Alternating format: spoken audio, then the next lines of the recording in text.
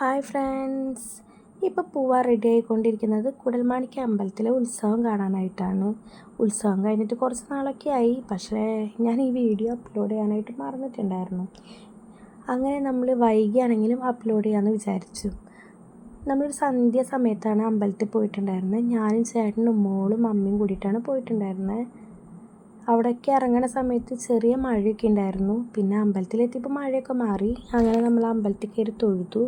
പിന്നെ കുറച്ച് സമയം അവിടെ കുട്ടികളുടെ ഡാൻസൊക്കെ ഉണ്ടായിരുന്നു, ഭരതനാട്യമൊക്കെ ആയിരുന്നു. അത് കണ്ടിരുന്നു കേട്ടോ. കുട്ടികളുടെ ഡാൻസൊക്കെ നല്ല രസമുണ്ടായിരുന്നു. എന്ത് ചെറിയ കുട്ടികളാണ് ഡാൻസ് കളിക്കുന്നത്. കണ്ടിരുന്ന നേരം പോയത് അറിഞ്ഞില്ല. ഇപ്പം തന്നെ 7:30 ആയിട്ടുണ്ടായിരുന്നു. ഇനിയും ലേറ്റായാൽ ശരിയാവില്ല എന്ന് തോന്നിയുകൊണ്ട് ഞങ്ങൾ അവിടെ നിന്ന് ഇറങ്ങി കേട്ടോ. പിന്നെ നേരെ ഇവിടെ നിന്ന് പോയത് ഇവിടുത്തെ എക്സിബിഷൻ കാണാനാണ്. ഉത്സവത്തോടനുബന്ധിച്ചിട്ട് ഇവിടെ എക്സിബിഷൻ ഉണ്ട്.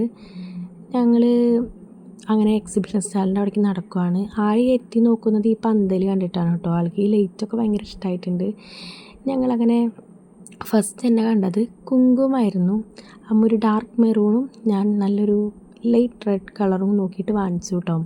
നല്ല വെറൈറ്റി ചെപ്പുകളിലാണ് അവർ തരുന്നത്.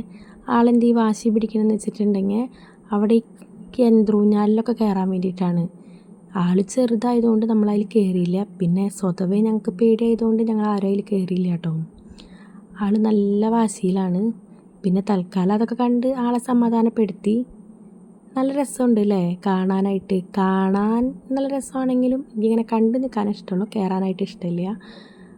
അങ്ങനെ നമ്മൾ കുറച്ച് സാധനങ്ങളൊക്കെ വാങ്ങിച്ചു, വീട്ടിലോട്ട് വേണ്ടതും. പിന്നെ കമ്മലാണല്ലോ മെയിൻ, അതൊക്കെ വാങ്ങിച്ചു. പിന്നെ നമ്മൾ നേരെ പോയത് ഐസ്ക്രീം വാങ്ങാനായിട്ടായിരുന്നു കേട്ടോ.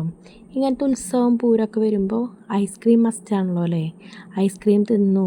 ഏകദേശം ഒരു 8:30 ആയിട്ടുണ്ടായിരുന്നു. ഇനി നിന്നാൽ ശരിയാവില്ല. നേരെ ഞങ്ങൾ വീട്ടിലോട്ട് പോയി. അപ്പോഴേക്കും വണ്ടിയിലിരുന്ന് തന്നെ ദൈവം ഉറങ്ങിയിട്ടുണ്ടായിരുന്നു കേട്ടോ. അങ്ങനെ വീട്ടിലെത്തി. ഇന്നത്തെ വീഡിയോ ഇത്രയേ ഉള്ളൂ. Okay, by.